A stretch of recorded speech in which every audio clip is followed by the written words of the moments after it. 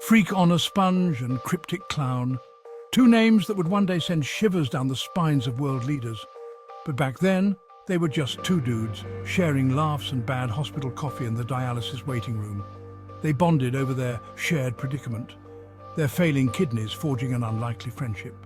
Freak on a Sponge, a man of unknown origin with a penchant for floral muumuus, and Cryptic Clown, a silent giant with a painted face forever locked in a rictus grin, found solace in their shared struggle.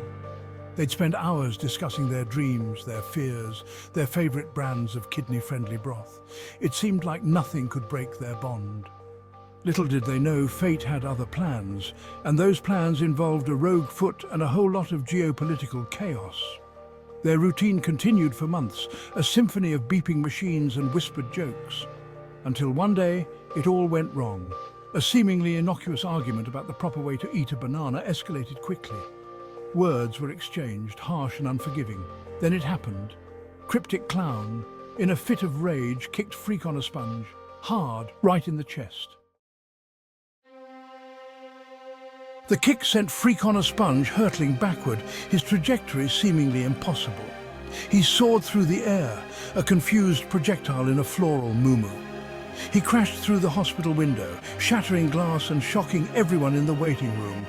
Cryptic Clown just sat there, his painted smile unwavering, as if nothing had happened.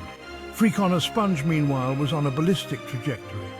He sailed over the parking lot, a human cannonball aimed squarely at the North Korean embassy next door. He crashed through the roof of the ambassador's office, landing in a heap of broken furniture and shattered glass.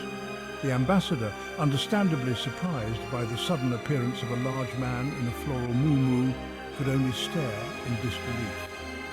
Freak on a Sponge, dazed but strangely unharmed, looked around the opulent office.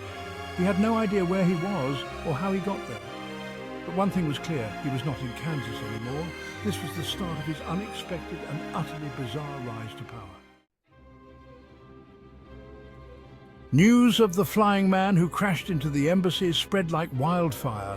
The North Korean government, initially suspicious, quickly recognized the propaganda potential of the situation. They declared Freak on a Sponge to be a divine messenger sent from the heavens to guide their nation. Freak on a Sponge, still disoriented and suffering from a serious case of whiplash, was quickly swept up in the tide of events. He was paraded through the streets of Pyongyang, hailed as a hero and a visionary. The people, starved for hope and amusement, embraced him wholeheartedly. They saw in his bewildered eyes and floral muumuu a symbol of something different, something better. He was given a crash course in Korean language and culture, although he mostly communicated through a series of grunts, gestures and interpretive dance. To everyone's surprise, he showed a natural aptitude for leadership, or at least a natural aptitude for not completely screwing things up. He was soon granted an audience with the supreme leader himself, Kim Jong-un. Meanwhile, back in the land of regularly functioning kidneys, the world watched in stunned silence. Cryptic Clown, now a pariah even among the clown community, had gone into hiding. No one knew what had driven him to kick Freak on a Sponge with such force, but the ramifications were clear. The world was now at the mercy of a man in a floral muumuu who couldn't tell a missile silo from a silo full of grain.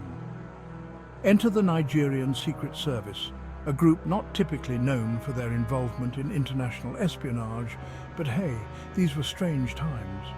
Led by the enigmatic Agent Fela, a man whose knowledge of 1970s Afrobeat was only surpassed by his skill with a silenced Beretta, they were tasked with the impossible infiltrate North Korea, assess the threat level posed by Freak on a Sponge, and if necessary, neutralize him.